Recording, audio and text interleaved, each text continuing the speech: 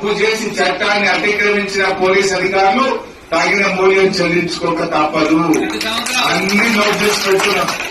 ఎవరెవరు హత్య చేసిండో అన్ని డైరీలో నోట్ చేస్తున్నాం. ఈసారి మేము కేసీఆర్ గారు కాళ్ళు మొక్కైనా సరే హత్య చేసిన పోలీసుల సంగతి అంతు చూసేలా ఎవరు తీసుకెళ్లే ప్రశ్నే లేదు. ఎందుకంటే మాకు కూడా ఒక హద్దు ఉంటుంది. ఇలా మా తమ్ముడు బాలికా సుమారు ఆదిలాబాద్ జైల్లో పెట్టింది. నలుగురిని క్యాకన్పల్లిలను అరెస్ట్ చేసి ఆదిలాబాద్ జైల్లో పెట్టింది.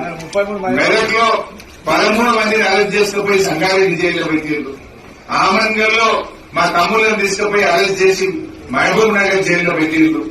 అరే ఎస్సీల మీద ఎస్సీ కేసులు పెడుతున్నారు. ఇదేమన్యా బాగా దళితుల మీద చట్టం కేసు పెడుతున్నారు. ఎస్సీకి అట్రాసిటీస్ కేసు అంటే ఎంత బుద్ధిగా గుడ్డే చూసి పడ్డట్టు నడుస్తున్నది.